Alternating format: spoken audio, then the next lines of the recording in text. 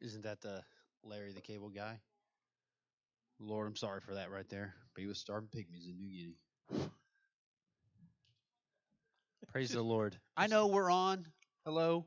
Just a slight hint to Thanks for joining us. movies of the past. Yeah. Yeah. Blue Collar Comedy Tour. Welcome. We're back in Matthew. I would do a whole review over I mean, back. We're still in Matthew chapter 13. We're going to reference some Luke and some John. Heads up. So, It might include you. might. I'll do a quick review of the events of chapter 13. We got a bunch of parables. The end. Not really. But kind of. We got the parable of the soils. Right. Then we What got kind of soil are you? what kind of soil are you? That's a good question. One that keeps coming up. We got an explanation of that Oh, of the soil. of the soils. Yeah. That really helped us out a lot. And then we got the weeds and the tares. That's right. And then later on, they're going to ask for an explanation of that. Didn't make it better. Very well. And and then the mustard seed. We got the mustard seed, not the if you have faith the size of mustard, but the mustard. The farmer goes out in the field and plants a mustard seed, and everybody said, Why'd you "No, do he that? didn't." No, he Why didn't. would you do Yeah, that? why? Why? What? Why? Doesn't make any sense. Then we got the Yeast, yeast, the leaven, and which tied all the way back to Abraham. yeah, kind of important. The 3 measures of flour, kind of important, right? 60 pounds or so Give or take. of Yeah. flour. Yeah. Then the explanation of the parable of the weeds. Right. That we said potentially, if we say it's paralleled for public and for private, that would be like for public parables, which would be the soils, Right. the wheat and the tares, Right. the and then the 2 short ones, right? The I could just read it, but Mustard seed. the mustard seed and the yeast. Yeah. And then we come back and we get this non-explanation that takes us deeper in the weeds and the tares. And then we get this couple of small parables. Yeah. That was the treasure found in a field. Right. And the pearl of great value. Right. And then we went fishing. And both of those involved a field and a person selling everything to purchase such field. Correct. That he already owned. Right. Sold all he had so that he could. And who's finding the pearl? Who's the person finding the pearl? God. And then who's the person finding the treasure in the field? God. Does that change the way we read those? Yeah, certainly, because we never put God in any of these parables. Yeah, we typically just put ourselves in it because it's easier. Yeah. Because we're Hellenists and we live with us as the center of attention. Right. And God's like, it's all about us, and that's easier to explain to everybody else. Yes, but isn't that what we're fighting against? Exactly. What we're fighting against in declaring Jesus as Lord is it's the bottom line in all the parables. Yeah. And when you think about it, everything has to do with going back to God and what Yeah. He's providing, what He's doing, what Yeah. He wants, what He expects of us. So it has nothing to do with us. And then we end up going fishing with a big net. Yeah. Catches all kinds of fish, and there's a rabbi in the first century who says there's at least 153 kinds of fish. And Yeah. people are like, "What are you talking about? Those are 153 kinds of fish." Well, there are 153 pagan nations at the time. Yeah. So, fish of all kinds. Which again is not something discussed in public, basically. Yes. It's just, how do you know and why are we talking about 153 of anything? Yeah, because it's really about the fish of all kind. Right. Which is all the people. All the people. Nation. Yeah. Yeah, all the not Hebrews. Kind of important there. And then, after you've done a big trip, an evangelism trip that you've really spoken a lot, and you've done a lot of work, and you've gone to maybe you go to a conference, or you go to a camp, or whatever. You get done with camp. What do you do when you get done with the camp? When you get done camping, what do you do? Go home. Yeah, you go home, which is what Jesus is going to do. He's going to go home. And so let's read this back end of Matthew chapter 13, verses 53 through 58, and see what we might see. And it came to pass when Jesus had finished these parables, he departed. And he came into his own country, and he taught them in their own synagogue, insomuch that they were astonished and said, "Where did this man get his wisdom? Yeah. And how has he done these mighty works? Is this not the carpenter's son?" Say, they knew Jesus from his childhood. Yeah. And suddenly this guy comes home, and isn't this the carpenter's boy? Yeah. Has he been a long way from home? No, but 45 miles minimum. Yeah. Yeah, yeah. And is not his mother called Mary, and his brothers James and Joseph and Simon and Judas? And his sisters, are they not all with us? When has this man come unto all these things? And they were offended in him. But Jesus said unto them, and this is a line that we've heard thousands of times. Yeah. A prophet is not without honor, save in his own country and in his own house. Home. Yeah. And he did many mighty works there. He did not. Oh yeah. Excuse me. Did not many mighty. You did not do. King James. Yes. And he did not do many mighty works there because of their unbelief. Unbelief. Yeah. It's kind of sad to know that you go home, you've been exclaimed as a mighty man of many works in every place else, and like you said, not very far from home. Yeah. So let's let's read something real quick, because I think we get a parallel to this in Luke chapter 4. So if you want to turn over to Luke chapter 4, we're going to read that. We're going to read verses 14 through 30. We get the same interaction. We get a little bit more detail, because the way that Matthew talks about this happening right here, it is they were talking about how awesome he did, and then they're like, wait, we know this guy. This isn't. What are we talking about? He's a carpenter's son. He's not something special. And I wonder if even that conversation of it's the carpenter's son and these are his siblings, I wonder if they're trying to remind everybody of, like, hey, if you guys remember, he wasn't born in town because his mom was pregnant. And you remember that? Like, you think some of that's going on of why they don't trust him, or why because they know the backstory. They know the backstory, and they may know why Joseph was estranged from his own family. Yeah. And they may know why, well, they probably knew Elizabeth, Mary's cousin. They probably knew that her uncle was a priest. Yeah. They probably knew a lot. They knew all of this story, and yet they're still astounded by the fact that, who's this guy? Is the synagogue experience significant? Like, if Jesus goes back home and it says that he's teaching in the synagogue, right?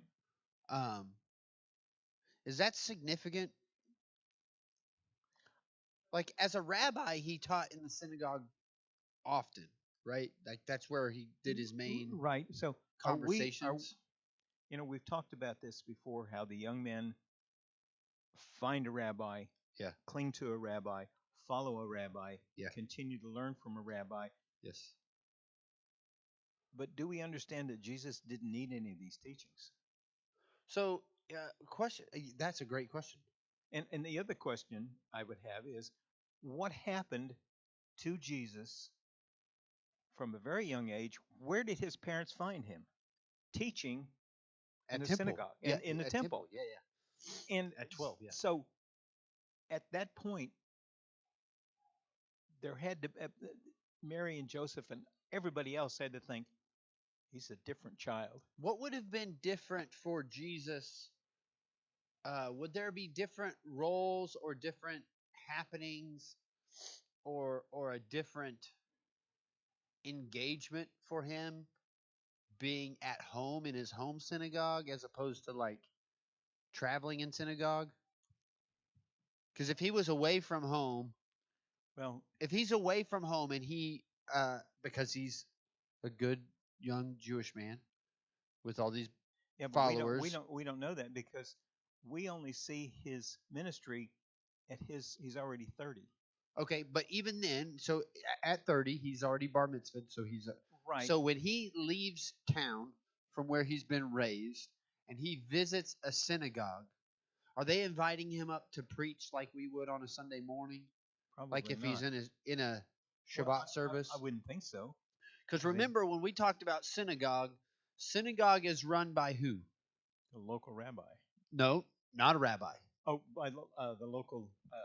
The local families. Yeah, the local family that cares for the synagogue, watches over it, cleans, probably does all of the housekeeping stuff like that. Right. So the local families, they rotate Right. weekly, and they have a parashah reading, which is Right.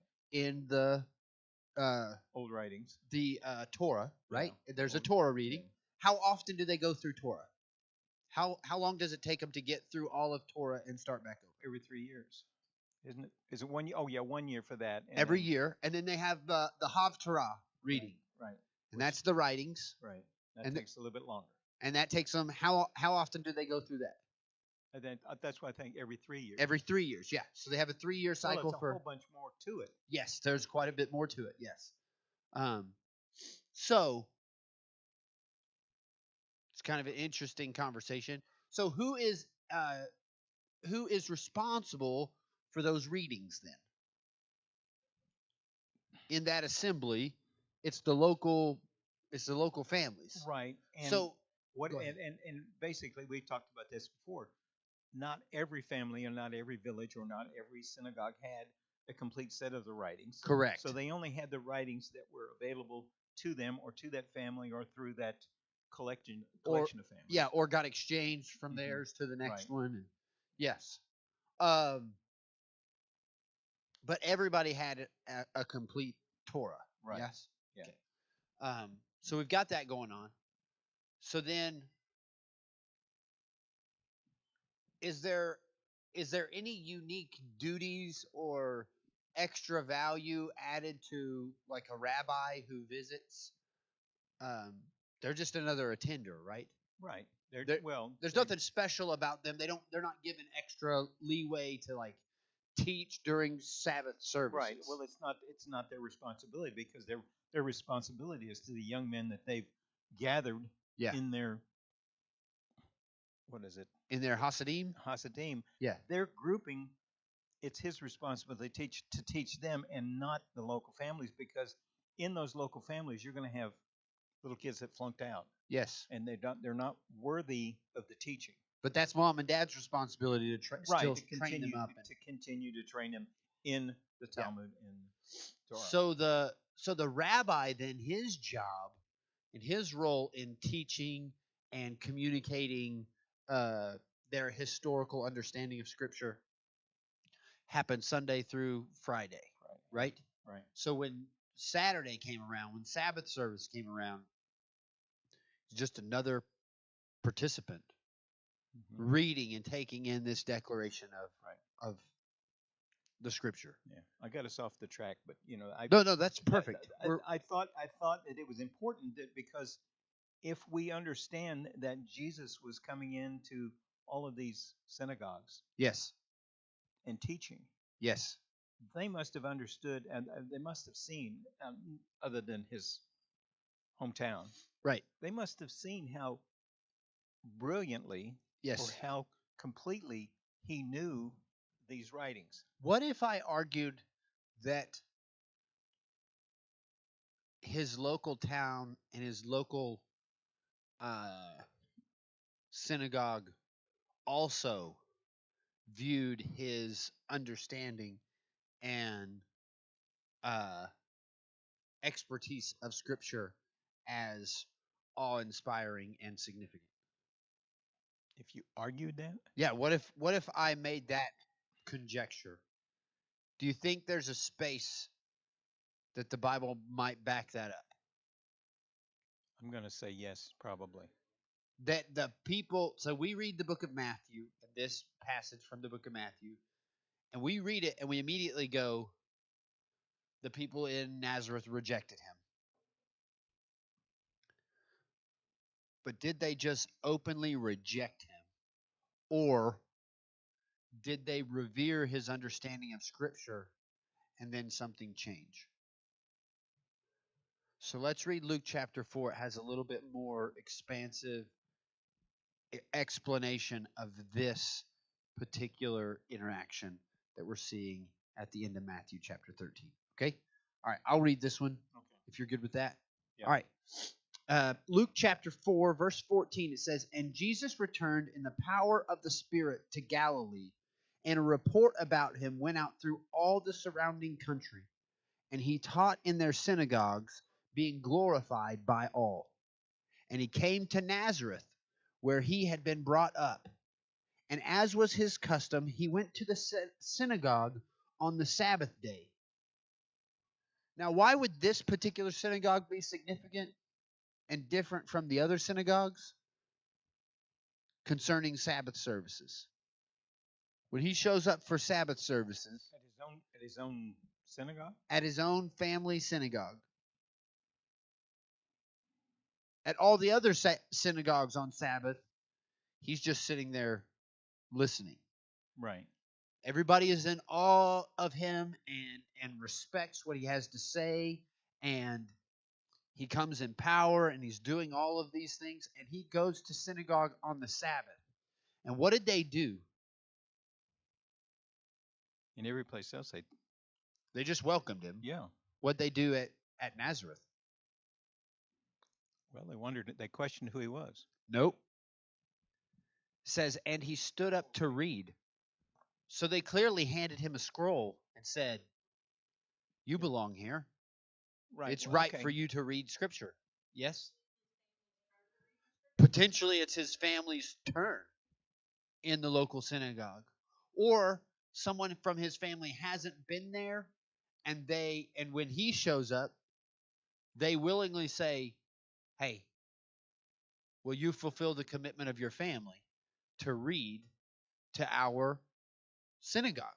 Well, in all the other, you said right there, in all the other synagogues that he was glorified in Yes. all of those. And it says, Not glorified in the fact that they just, wow, he's a rock star. right. Yeah. And so he went to his synagogue in Nazareth on the Sabbath day, and he stood up to read. Okay. Which would be significant because that'd be the only synagogue where their tradition says he's allowed to do that on Sabbath. And it just so happened that the scroll of Isaiah was given to him. Now, when they read the Parashah readings or the Haftarah readings, they have an instruction, right? This is your reading. Right. They don't just get to freelance and pick whatever they want. So either Jesus has a passage to read and he chooses something out of it, or he reads his passage that he's supposed to and then continues on to this space. Either way is significant, I think. Does that make sense?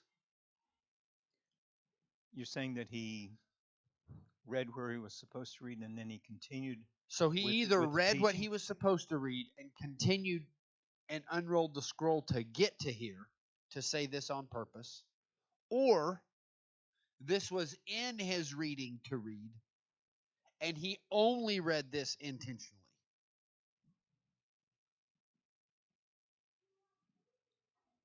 I don't know the story is written here is that uh, he found the place where it was written.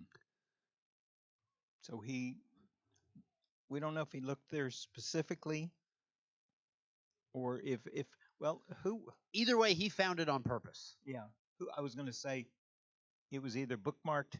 You read here. There's where the paperclip is, or Yeah. you know, or no, Unroll it till you get to the paperclip. Yeah, We're ready to go. yeah. And here's where it is. Little Yeah. yellow thing that Yeah. the financial managers placed there. It's like, Yeah. sign here and read at the point. There's a highlighter mark Yeah. where that highlighter ends. That's where you. Yeah. There you go. Right. Yeah. Okay. And sign your name. Here you Where the sticky note. When you see the sticky note, start there.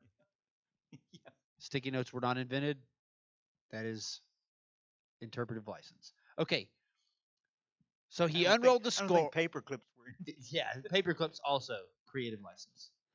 He unrolled the scroll and found the place where it was written, "The Spirit of the Lord is upon me, because he has anointed me to proclaim good news to the poor.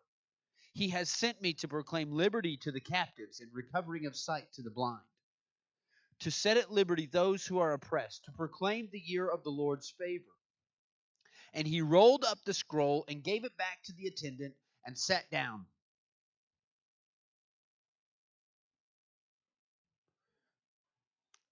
So again, I think did he was, just read that and I then think go? I think it was divine intervention that he was there on that day. Sure. That that place in Isaiah was specifically meant because he's saying the Spirit of the Lord is upon me. Yes. Everyone in the audience knew that's written in Isaiah, Yeah. or should have known.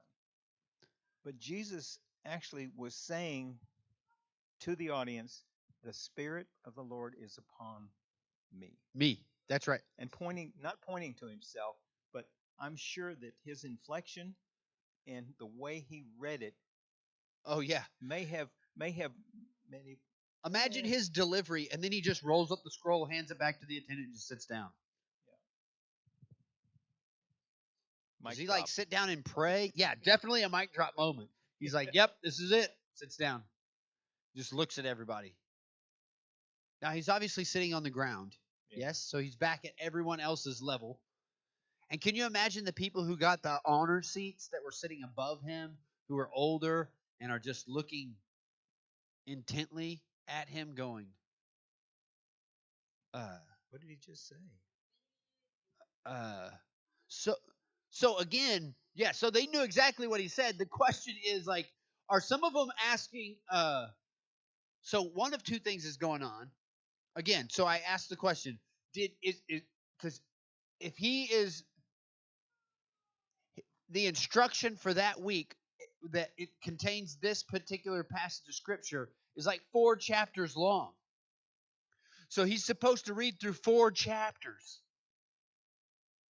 Now, did he read through all 4 chapters and then go back to this specific verse and then roll it up and hand it to the attendant and sit down, and everybody went,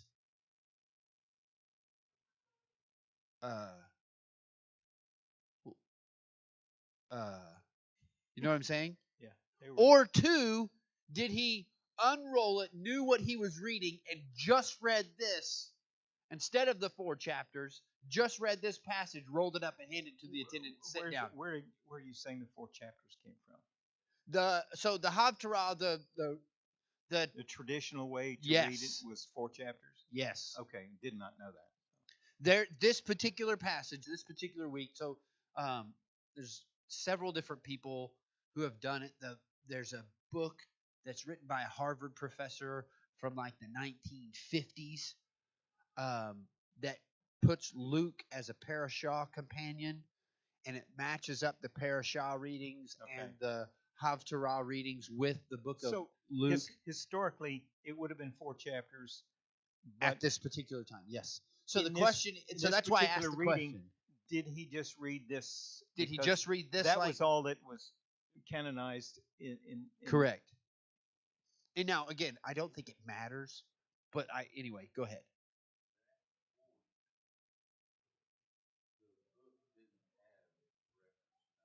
No, right, correct. There's no chapter verse. No, it was just a section. Yeah, because that section would have probably been written in the hand of Isaiah all in one big entry, basically, and then change the entry. Yeah, a little bit misleading.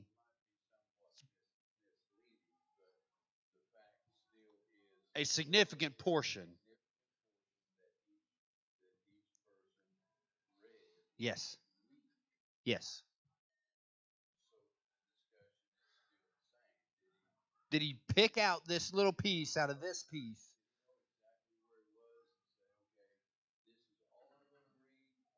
Did he read it all and then go back here to emphasize this? Right. Both conversations I think are legitimate. Yeah. And I don't know that like it's not going to make a difference. Like it's not, but he clearly has an intention of emphasizing this and this particular.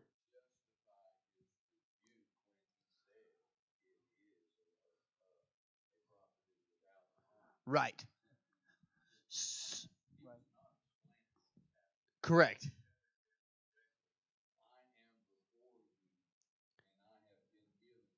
Yeah.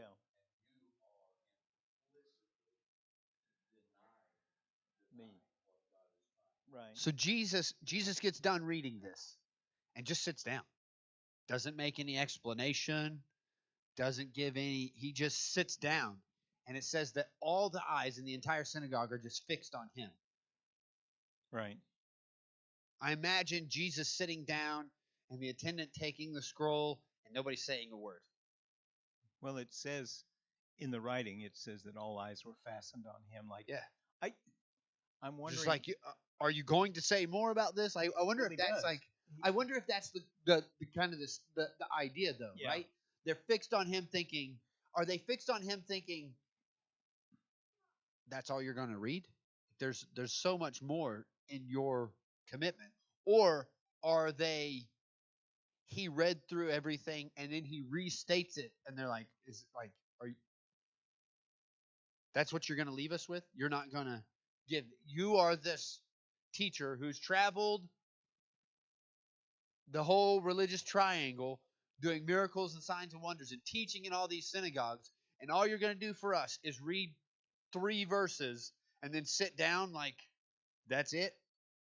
You know what I'm saying? Mm-hmm. Well, and maybe both are happening. Yeah. Maybe the older people sitting in the seats are like, "That's not how we do things around here. What are you doing? Like, you're supposed to read this whole thing."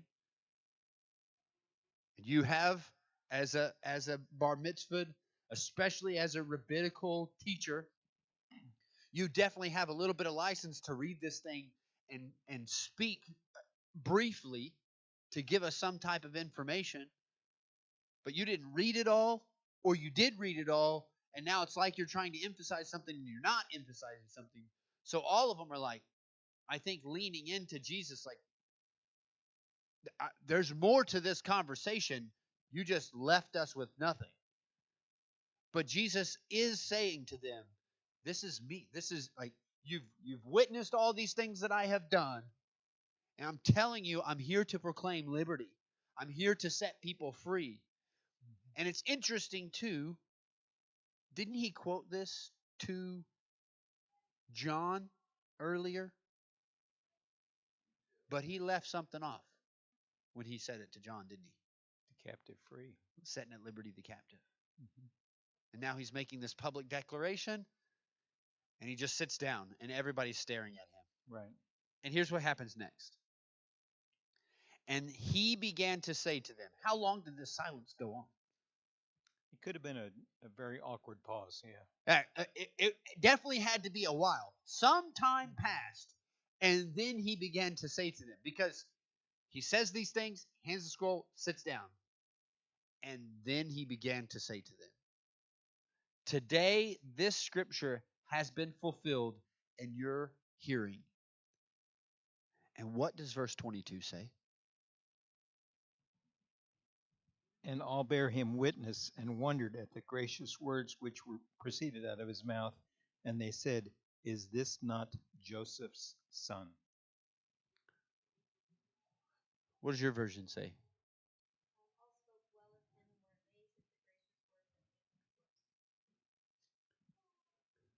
Miss Helen, what does yours say? They all spoke well of him. Yeah. Yes? They marveled at his words. Mhm. So immediately upon this declaration, they're not questioning Jesus when they say, "Isn't this the son of the carpenter?" Mhm. They're in awe and they're like, "We know this guy." Mhm. That it changes the context of the declaration. Is this not Joseph's son? Yeah. It's not a negative They're not connotation immediately anymore. against him. No. They're like, "Wow, this is from the son of the carpenter who we know, who's from here, who's familiar to us. We're distantly related, all of us, somehow. We're connected to this. This is being fulfilled. We're going to see this mighty work because Jesus is saying the messianic age is here." That's what he said to them. Right.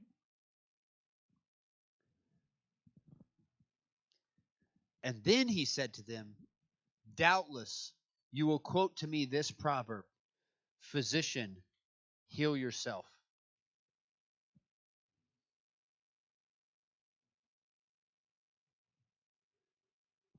What we have heard you did at Capernaum, do here in your hometown as well."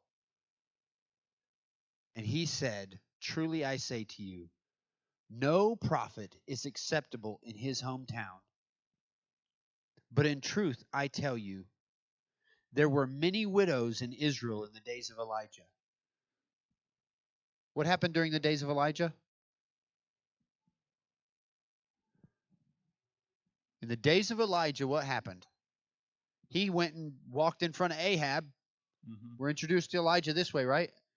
Elijah, the Tishbite from Tishbe, walked into town and rebuked Ahab and said, "Because you're unfaithful, it's not going to rain," and left. And it didn't rain for 3.5 years. And there were so many widows in Israel. But Elijah was sent to a widow in Phoenicia. The only widow in that time that God spared and protected wasn't a Hebrew woman at all. Yeah. She was a pagan. And he goes on to say,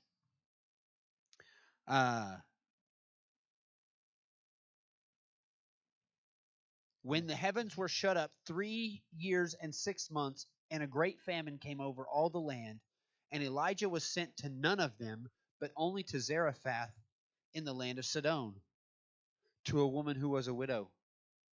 And there were many lepers in Israel in the time of the prophet Elijah, and none of them was cleansed, only Naaman the Syrian Naaman from Syria. from Syria. And when they heard these things, all in the synagogue were filled with wrath. What was he saying to them? I'm not going to do it to you. Or I'm not going to do anything for you. Yeah. God, in all of his sovereignty, it's not about you. It's not about you. That's pretty harsh. It's pretty tough. So they went from, "We love you," to, "Oh no." Here's how wrathful they were. Here's how filled with anger they were. And they rose up and drove him out of the town and brought him to the brow of the hill on which their town was built, so that they could throw him down the cliff. You know how this works? There's an accusation made. They tie up this man. They carry him to the highest hill or the highest place in town, typically a hill right outside of town or a cliff right outside of town. And they stand him on the edge of the cliff and push him off. Give him an opportunity to, one, recant whatever he just said, If he refuses, there have to be 2 witnesses or more that condemn, that can show and can articulate by the law what he's done. What he has done that has broken the law. If he has broken the law and they agree, they push him off the cliff, bound.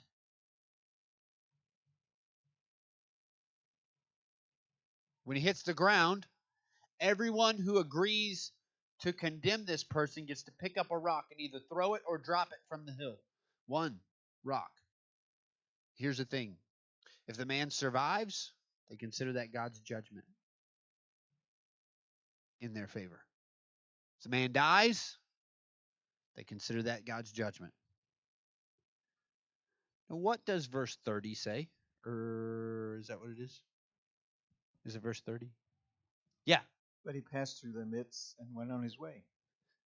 Now, is this like some Jedi mind trick where he turned invisible, or like he became like ethereal and just walked through them? We don't know. Or how about maybe they come and take him to the edge of town and they're threatening to push him off, and he says, why don't you tell me what I did wrong? I did Wrong. that's wrong? How did I break the law? Tell me how I broke the law. Did he break the law? No. He just told them something they didn't want to hear. Right. And they were angry. And they were offended by it, but it wasn't against it. He didn't blaspheme and he didn't break any of the It's interesting. laws. He quoted scripture to them. Exactly. And it's like he stood on the edge of the cliff knowing that they had nothing to say. And they couldn't bear, no witnesses could come against him. Yeah, so he says, hey, tell me what I did. Get your 2 or 3 witnesses and make your declaration against me. And as time went on and they didn't have the words, just told his disciples, all right, let's go. And he just walked out. Just left.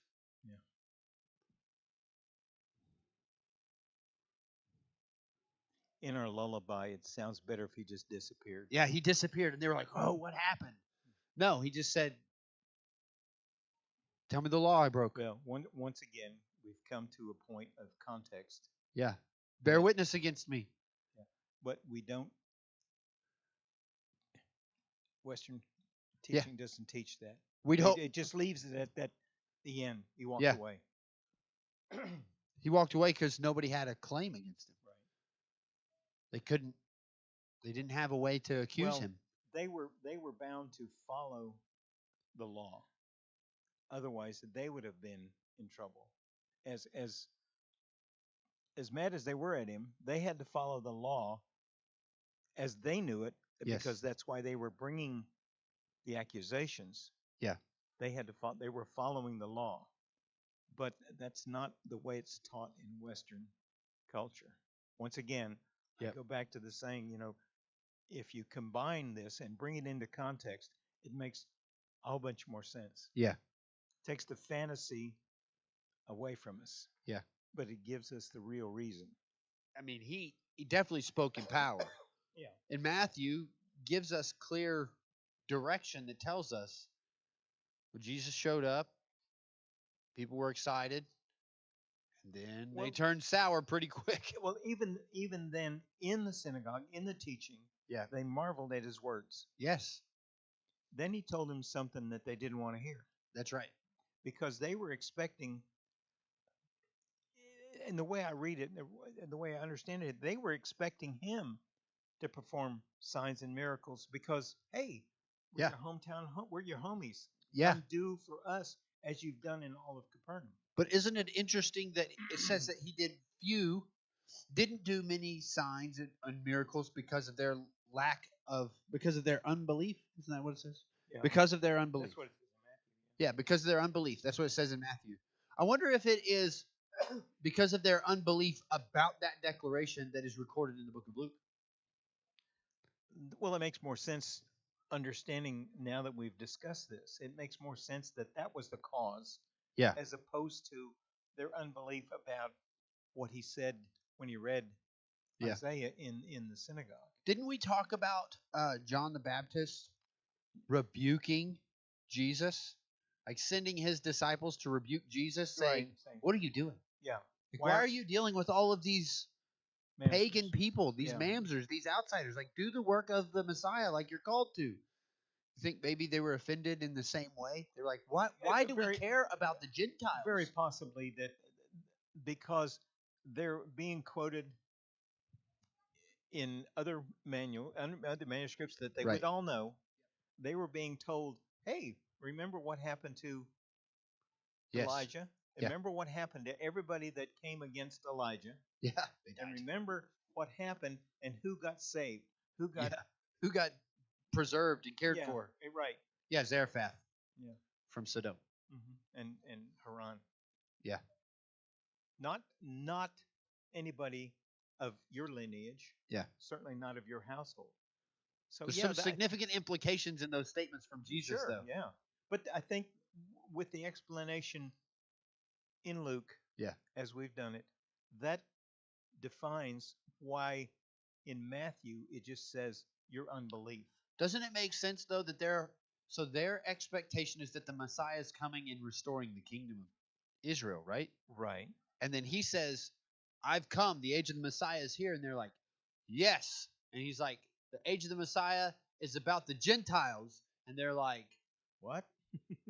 You blasphemer." And he's like, "When did I blaspheme?" And they're like, "You did just quote Elijah and Elisha, like you did." And they knew those were facts. Those were historic reasons that they've been learning once or at least every 3 years. Yes. So they were aware of it. It was just like, oh no. And then they had to deal with it themselves. Yeah. Like, am I being unkind to this outsider, this non-Jew, unreasonably? Like, am I withholding the truth? Like, am I treating them poorly and being a poor example of being a son or daughter of Abraham? And is that justified? Because according to Jesus, it's not. It's not. Matter of fact, it's the opposite. But is that I should be far more aware of God's love for the lost than he is for the found. Because the found have to be on mission. Here's a question.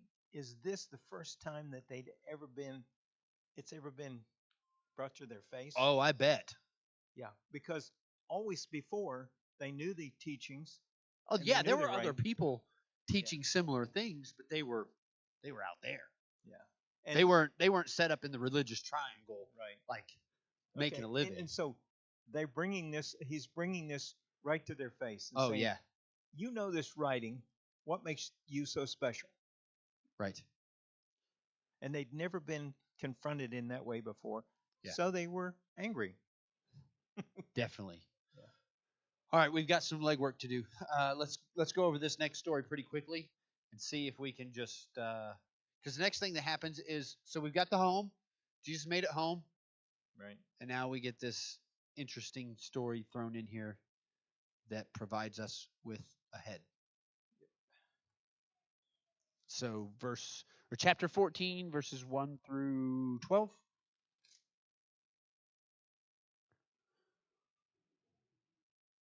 Oh, okay.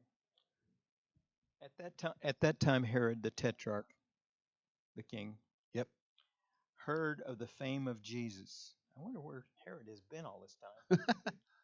Right up the road. In the castle. Not worried about anybody else. Oh, yeah.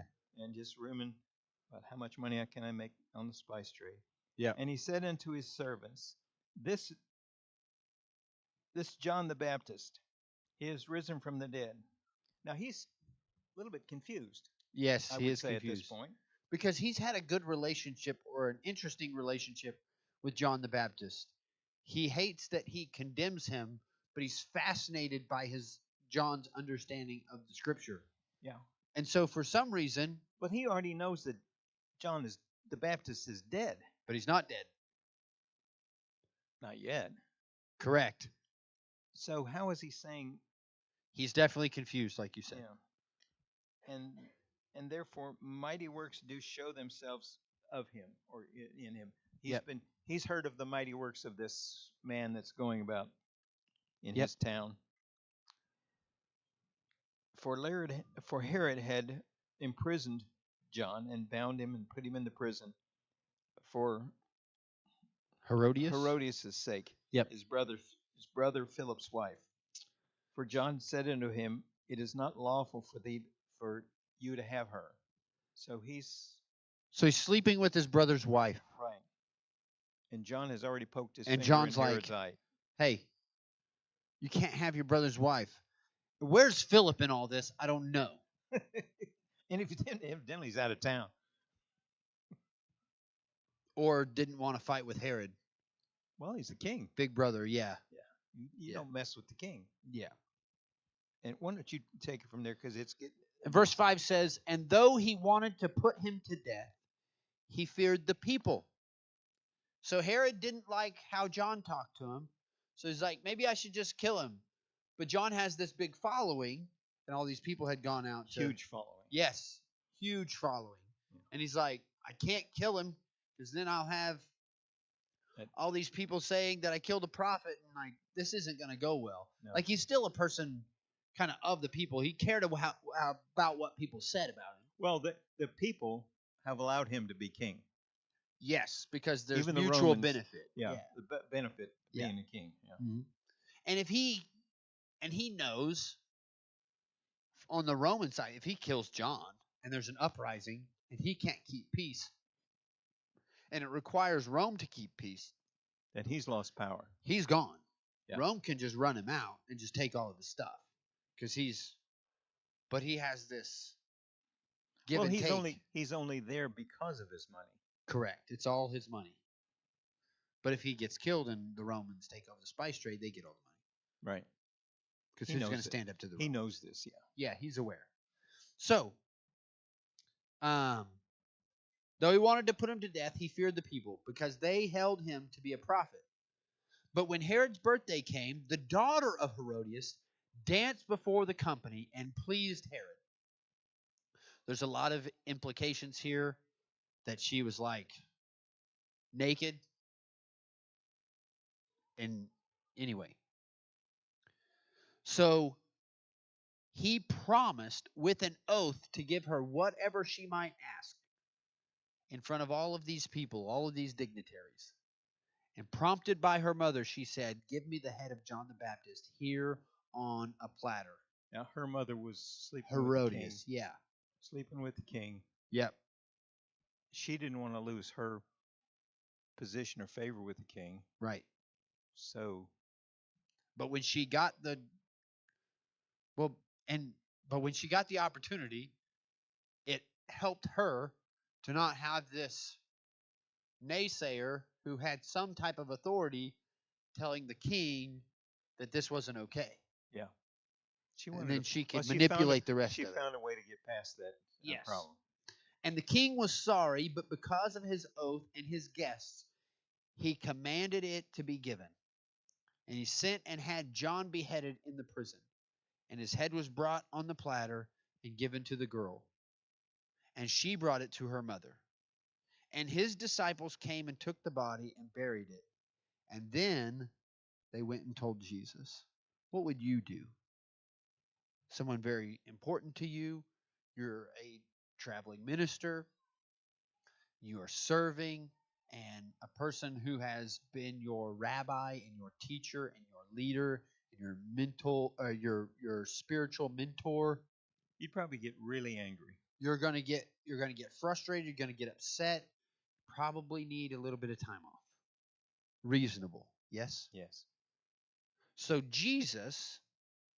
now when Jesus heard this, he withdrew from there in a boat to a desolate place by himself.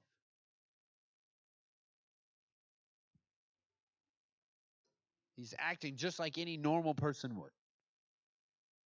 If you have a business partner or longtime mentor, family member, like close relative. This is his cousin. Yes, his cousin.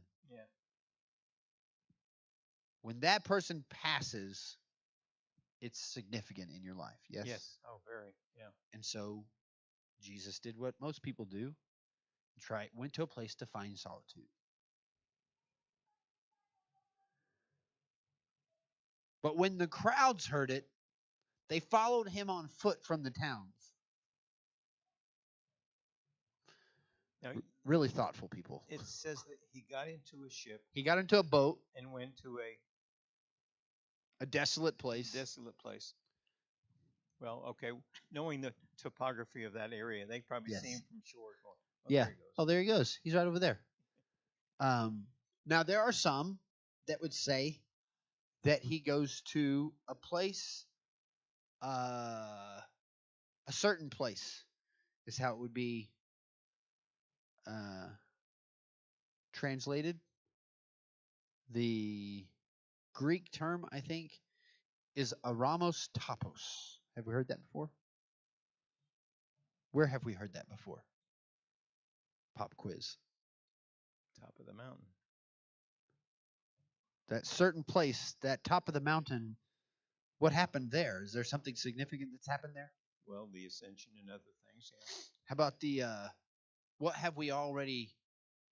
what conversation have we already had that happened at Aramos Topos? Go ahead and keep the audience in suspense, but The Beatitudes, yeah. yeah, okay. The Sermon on the Mount. Sermon on the Mount. Well, yeah, I guess that was a high enough place. Ramos he, Topos. he, he wanted to be where he had been before. But and he here wasn't, it says he wasn't alone then either. right, and he was when he saw before, right? He was talking to his disciples, and when he saw the crowds, he sat down amongst his disciples, and he's like, "I need to tell you about these. Blessed are these," and they're like, "Oh no, oh wow, here we go again." Now the question is, when Jesus goes, he went to be by himself, but he took some people with him. Yeah. Took his disciples with him. Right, of course. Well, seems as though he took those people to a certain place and he sat down with these people. Yeah. And then those people came back. So I wonder if there's parallels between these two. I'm saying that right now on the fly, like as I'm thinking through this. Not well. If you think about it, he needed to take his disciples needed to be with him. Yes. Because they weren't not necessarily a support group, but he could confide in them, and Jesus would see this again as a teaching moment, as any good rabbi would. Yes.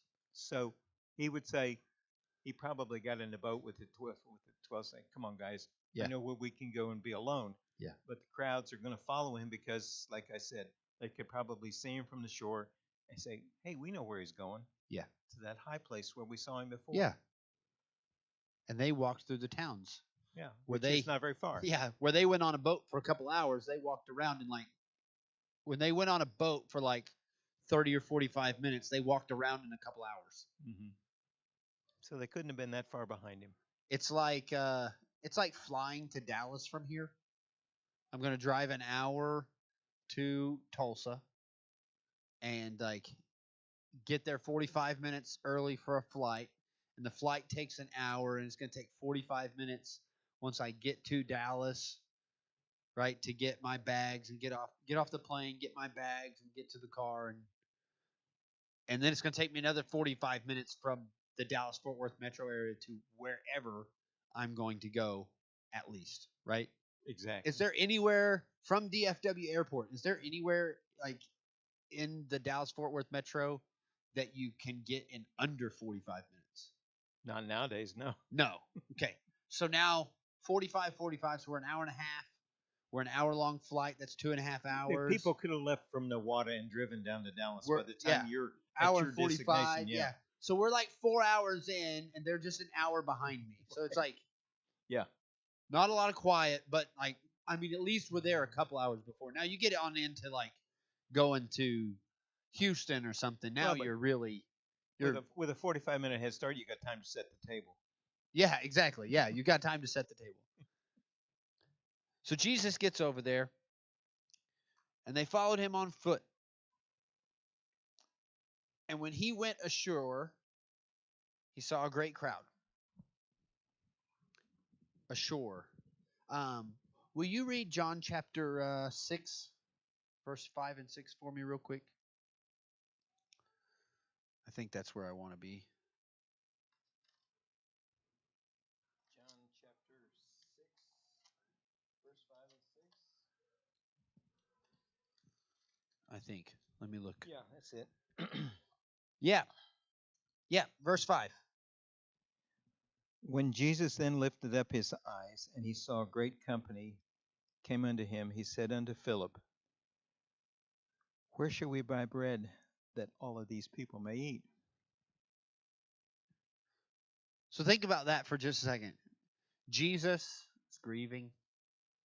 He leads his 12 disciples to Aramas Tapas.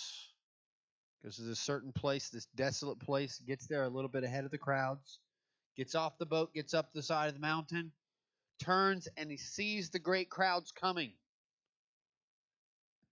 It's like somebody opened the floodgates, and they're just, it's like, I picture, you ever seen the pictures of like people inside as workers on like Black Friday? They open the doors and people are like trampling each other, coming through the multitudes coming through these doors, and they're like, oh. What gets me is like, he might turn to Philip and say, Where are we going to buy food or bread for these people to eat? And Philip goes, Jesus, we passed homeland. Yeah. Back there on the shore, you should have thought about it then. Hey, the last exit that had food and gas was a few miles back, and I don't think these people are going to wait. Like, you have a mob here. Yeah. You're going to have to order in pizza. Exactly. How much is that going to cost? I don't know. Ask Judas. He has all those answers, right? Yeah. So it's kind of an interesting happening here. But Jesus looks at them, and with compassion. Yeah. He is in his own state of grief. Yeah. Having lost his cousin. Mm-hmm. And yet he sees the people, and right away he thinks of what? Not of himself. Yeah. But of the people that have followed him. What are we going to feed these folks? Because they're going to be hungry because they've been following and walking for the last 2 hours. Yeah. And they probably didn't pack a lunch before they came. And then what happens? Like, synopsis of what happens, probably the most famous food happening in the Bible. One of the disciples finds a young boy with... Hey, we got this boy. He's got 5 loaves and 2 fishes. Yeah. Then what happens? And Jesus says, feed these people. So then what does he do? And the disciples go, wait a minute, we've only had 5 and 2 here. Are we going to... So he says, bring me the food. And has them sit everybody down. Yeah. I think it's food. The book of Mark says in groups of 50 and 100. Yeah, something like that. They group them into... I never have figured out why they would do that. We're going to talk about that in just a second. Okay. But that's... So they're going to set them in groups of 50 and 100. Then Jesus does what? He begins to divide. He prays over it. Yeah, he prays over it and divides the... Breaks it. Loaves of fishes. And hands it to who? The disciples. The disciples. And then the disciples carry it to the crowd. Yeah. And so what happens? Everybody eats their full. How does it happen? Is this like does he pray over it, bless it, and like break it and drop it into baskets that are like Mary Poppins bag? Like everything keeps coming out. What other story do you hear? Is it Mary Poppins bag? They're like, well, yeah, but I go open it. There's still a loaf of bread in there. Yeah, I go back to where the widow has just oil and flour, and she makes and makes and makes and makes and keeps never runs out of oil and flour. Yeah, it's that kind of miracle that we overlook. Yeah, so many times. Is it now? Is it a loaf and they break the loaf and then they look at the loaf and they got 2 whole loaves in 2 hands and they're like, wow, this is really awesome. But keep breaking it. Jesus is doing this, and it's like the wine at Cana. Yes, exactly. It happens. It's not a long drawn out. Hang on a second, we got to break these bread. So I wonder if he broke them and broke the loaves and the fish. And how many disciples are there?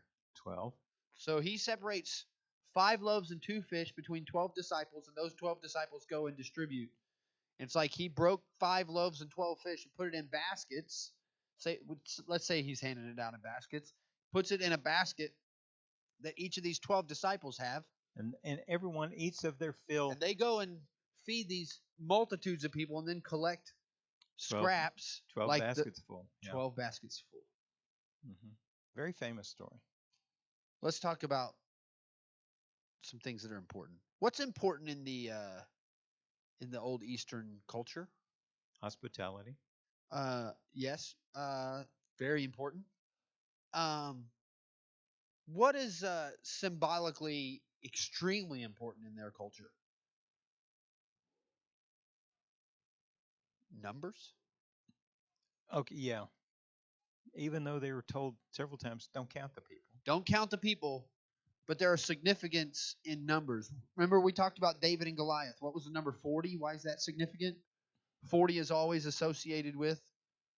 Good grief. Do you remember? Hey, you in the back. Do you remember the number 40? Not judgment, not a generation. Close though. The number 40 is always. Why was Jesus in the desert 40 days? He was being tested. 40 days is always about testing. Okay. And when we get David and Goliath, whether it was actually true or not, I mean, I don't know how they stood there and let Goliath come in the time of the morning sacrifice and the evening sacrifice. For 40 days. For 40 days. He tested the Israelis. And Israelites. cusses their God out for 40 days. Yeah. You mean to tell me nobody had enough of that for 40 days until David was like, all right, this is enough. 40 days. I'm over it. 40 days. It's testing. So 40 is the number for testing. So these different significances. Now, when we look at these numbers, Jewish, they have some different connotation. One is God. Right. So the significance of the number 1 is God. Okay. The significance of the number 2 is a reference to the tablets of Moses. Right. The 2 tablets. Yeah. The 2 tablets which hold the 10 Commandments. The 10 Commandments, the law, the original, right. The foundation of the law. Yeah. 3 the Trinity is the Trinity or community. Right. Okay? 3 would be community. 4 points to a compass. Right. Points you everywhere but here. Yeah, well, they say the 4 corners of the earth. Or the 4 corners of the earth. Yeah. Who lives at the 4 corners of the earth and not here? What people? Gentiles. No, live every place but. Everywhere but here. Right. All the people that are everywhere but here are Gentiles. Right. So number 4 refers to the Gentiles. Okay. Then the number 5. I'm not sure about that one. There are 5 books. 5 books in the Pentateuch, yeah. In the Pentateuch, in Torah, right? 5 books of the law. Right. 6. Days of creation. 6 is the number of man. 6 is the number of man. 7. 7 has a dual meaning because there are 7 pagan nations mentioned, but 7 is the days of creation. What happened on day 7? Rest. It was complete. So 7 is completion, right? Okay. Creation right. or completion. Okay? And then you get combinations of these numbers. 3 is Trinity. 3 is the Trinity. 3 is community, right? And 7 is completion. When you add 7 and 3, you get 10 commandments. 10. Right. So when you see the number 10, you should understand that God is trying to express complete community. Okay. And multiples of 10 are going to say not just complete community, but you get into hundreds and thousands, and we're talking about complete community, and it includes everybody. Okay. And the number 12? Tribes. 12 tribes. Right. We're talking I about. had to think about that. 12 disciples, 12 tribes. Yes. We're that's why the 12 disciples is a significant number. Yeah, because we know where they came from. A representation of speaking to Right. or through those 12 tribes. Right. So let's take a look at that implication when it comes to this story. Because there's numbers all over the story, and these numbers are significant. Right. So in this story, who's in the lead? Jesus. Jesus. One. One. And who's he drawing close? His 12 disciples. 12 disciples. Okay. To that point, yeah. Drawing to him the 12 disciples. How many people are there? Thousands. How many? What does it say? Not 12,000. 3,000. 21. Verse 21 says what?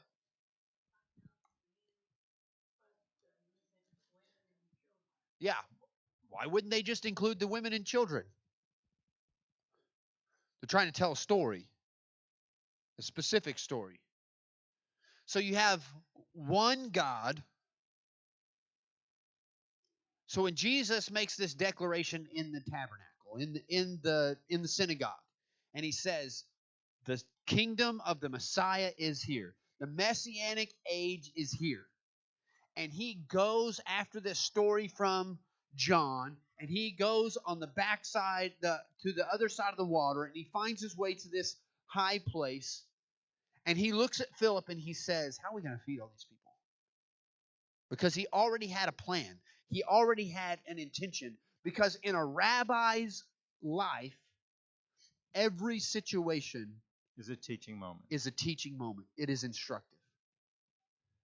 And Jesus, with his disciples around him, stood up and read from the scroll of Isaiah and said, this is what I'm here for. And now he gets up on top of this hill, seeing these multitudes, and says, how are we going to do this? How often in our lives does God put us in a position to see a need and to see an impossibility and go, how are we going to do this? Mm-hmm. Then if you're patient, he'll show you how. And how often does it take us going, I don't know, but we could do, and start trying to do it. Right. And Philip just looked at it and said, can't do it. Don't know what you're talking about.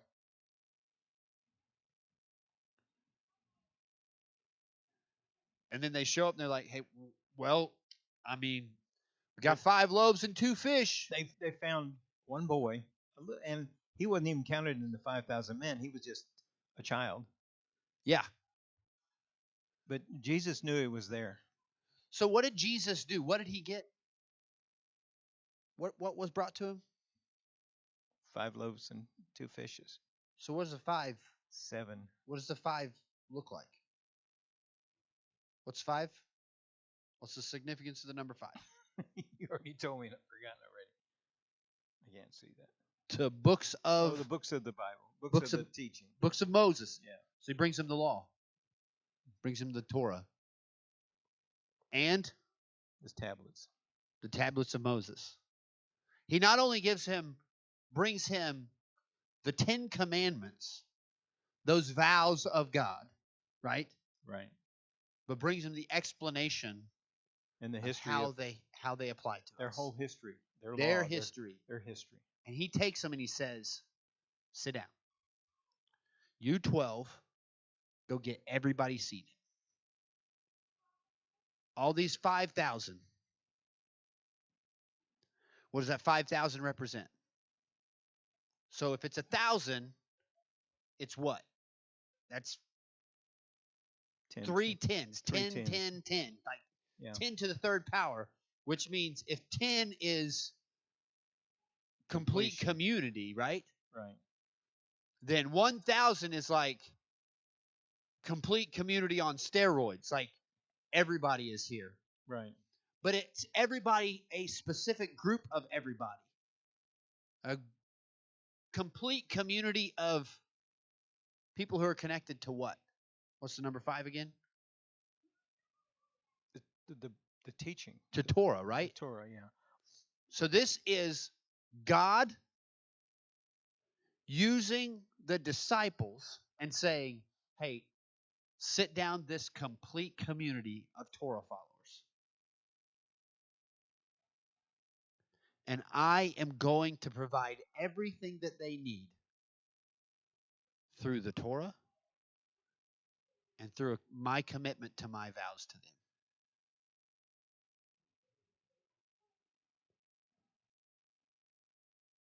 And what's going to come out on the other side? 12. 12, yeah.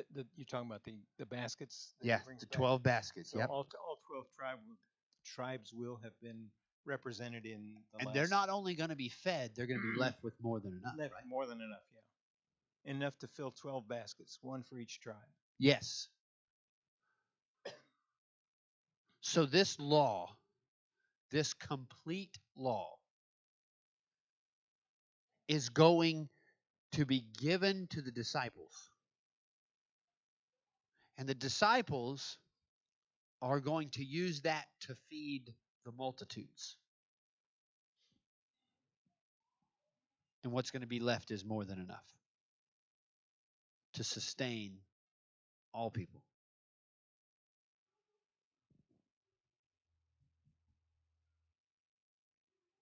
And this is what Jesus is saying. He's like, the Messianic age is here. But it's still enough. Yeah. It's still enough. And this is where we've heard this story over and over and over and over again, but he's trying to teach. Not just trying to tell us a fancy story. Did it happen? Yeah. Absolutely. Yeah, it happened. Is it recorded in a certain way so that because again, who's Matthew written to? The Mamsers. The Mamsers. The downtrodden, the forgotten, So imagine this Jesus, this Savior, this Messiah, has made a declaration that the Messiah, the Messianic age is here. And it is associated with freeing of the captives, setting at liberty, setting at liberty the captives, the restoring sight to the blind, good news to the poor, all of these outcasts being brought in. That's right. What he's saying. And then he reiterates it, and that's why everybody gets mad at him. He's like, hey, I'm looking for the outcasts. Those people that aren't here in this, I'm looking for them. And then he finds his way onto a mountain. Again. And after he told them the kingdom's about these, now he's going to show them the kingdom is about these. Again. Yeah. I think it's interesting that once again, in all of the stories that we've heard, we hear the story of the Beatitudes, we hear the story of all of these other parables, we hear all of these stories, and yet this is the first time I'd ever heard it tied back to he just went back and did it again at the same place. Yeah.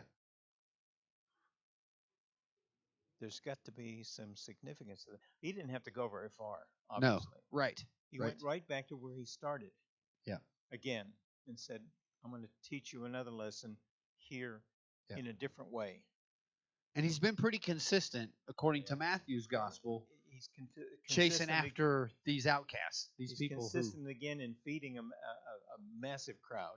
Yes. But he's also been consistent in the fact that the crowd that gathered here, I don't know if it's a different crowd, but it was certainly an additional crowd that had heard of his teaching after he came down off the mountain after Right. the Beatitudes. Right. I mean, this is, I don't know how many days hence. That's of no significance to me, Right. but Yeah. he's been teaching and teaching and teaching and teaching. He goes home to Nazareth and has to leave there. He gets on a boat and goes right back to where he started again because he said, I'm going to do it again, but I'm going to Yeah. teach you a different lesson. Yeah. Or I'm going to deepen this lesson. Oh, yeah, well, certainly. Yeah. Yeah. But everything's instructive for him. Mhm. Well, I wonder if anybody followed him from Nazareth. Followed him from Nazareth. It's not that far.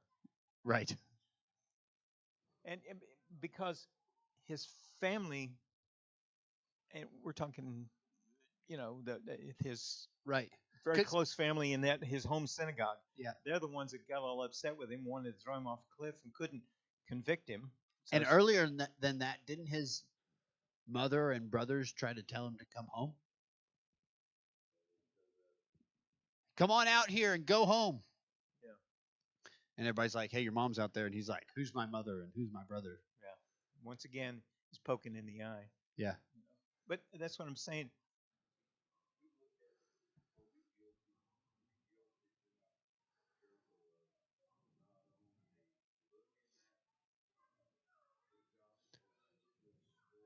Yeah. Yeah. Robert, that's what I've been saying for weeks. Yeah.